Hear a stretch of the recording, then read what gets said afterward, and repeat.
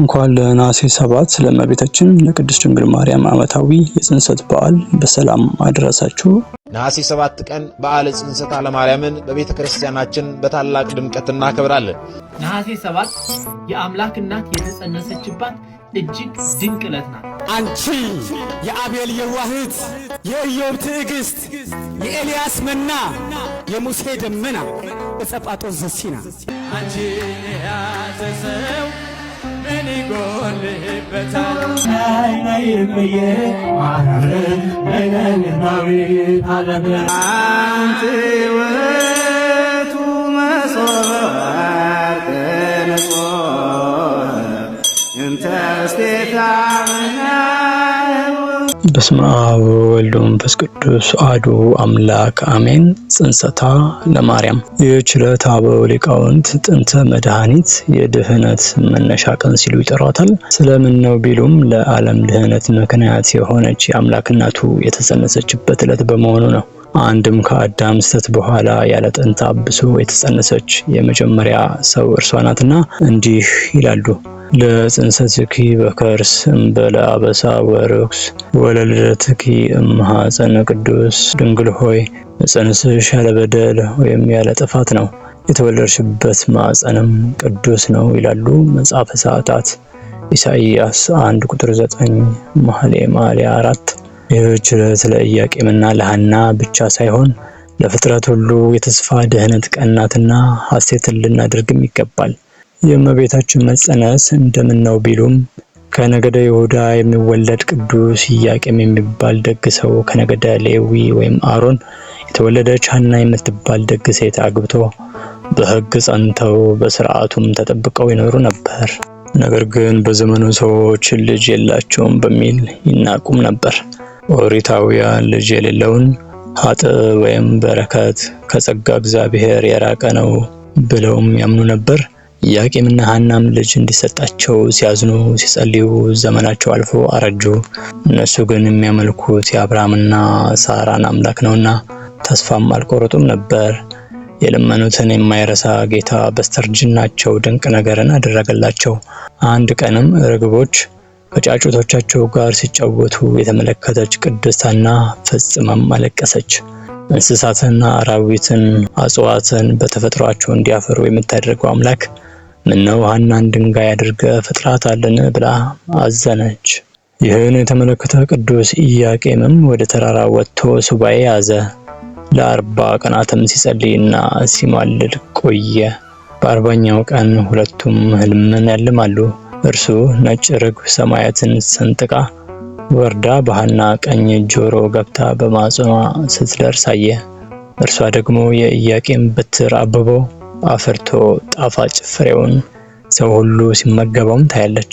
ቅዱስ ኢያቄም ከሱባኤው እንደተመለሰ ያዩትን ተጫውተው ፈቃደ እግዚአብሔር ይሁን አሉ።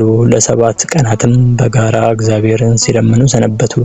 በ7ኛው ቀን ማለትም ነሐሴ 7 መልአከ ብስራት ቅዱስ ገብርኤል ክንፉን እያመታ ወደ እነርሱ ወርዶ ዓለም የሚድንባት የፍጥረት ሁሉ መመኪያ የሆነች ልጅ ትወልዳላችሁ ብሏቸው ተሰወራቸው። እነርሱም ደስ ብሏቸው እግዚአብሔርን አመሰገኑ። እንደ ሥርዓቱም በዚህ ቀን አብረው አድረው እመብርሃን ተጸንሳለች።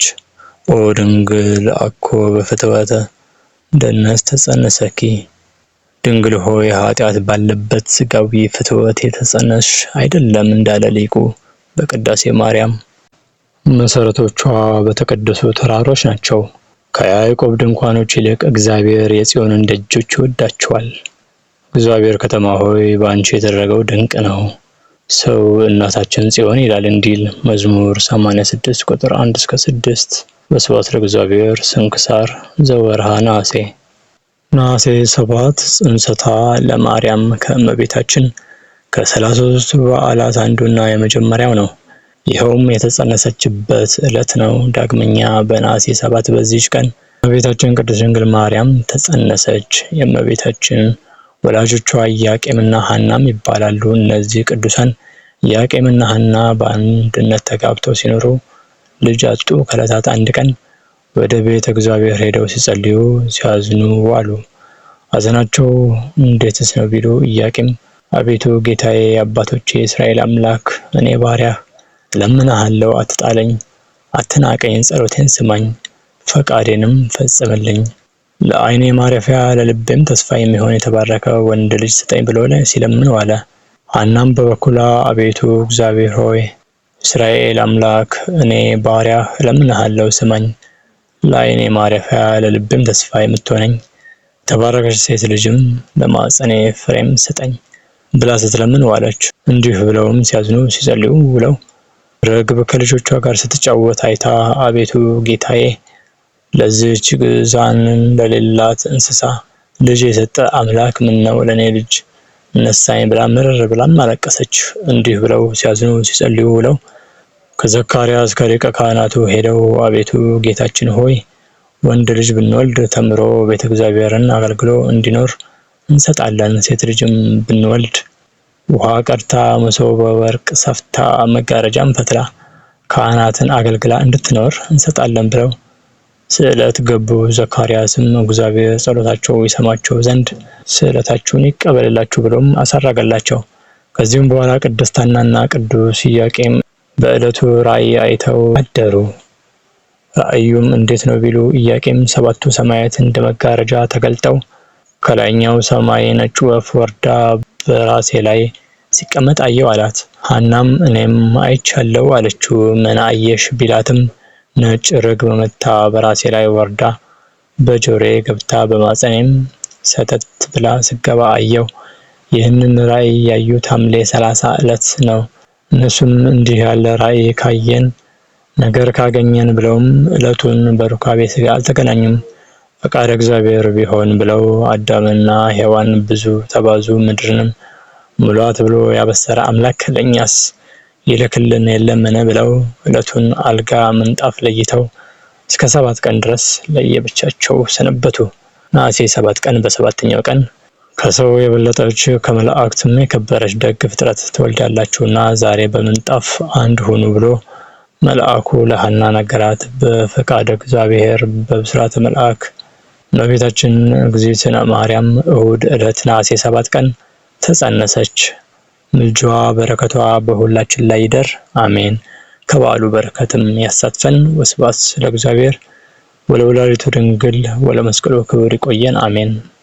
ውድ የዘናታኔም ሪአክሽን የዩቲዩብ ቻናል ቤተሰቦች እንግዲህ የዩቲዩብ ቻናላችን ቤተሰብ ስለሆኑ እስከዚህ ሰዓት ስላዳመጣችሁን እጅግ እግዚአብሔር ይስጥልን እንላለን። 8000 ያክል ሰብስክራይበር ላይ ደርሰናል። አሁንም እንግዲህ ሁላችሁም ሰብስክራይብ ያላደረጋችሁ ሰብስክራይብ ታደርጉ ዘንድ ይህንን ቪዲዮ ደግሞ ላይክ በማድረግ ለሌሎች ክርስቲያኖች ለሌሎች ኦርቶዶክሳውያን ታደርሱ ዘንድ እጅግ ብዙ የምንማማርበት የዩቲዩብ ቻናል ነውና ሁላችሁም ሰብስክራይብ፣ ላይክ፣ ሼር ያደረጋችሁ በቀጣይ ደግሞ በሌሎች ቪዲዮዎች ተመልሰን የምንገናኝ ይሆናል። መልካም የፍልሰታ ጾም ይሁንላችሁ። በሌሎች ቪዲዮዎች እስክንገናኝ እስከዛው ሰላም። በመጨረሻም ቀጣዩ መዝሙር ልትመለከቱ ጋብዛችኋለሁ።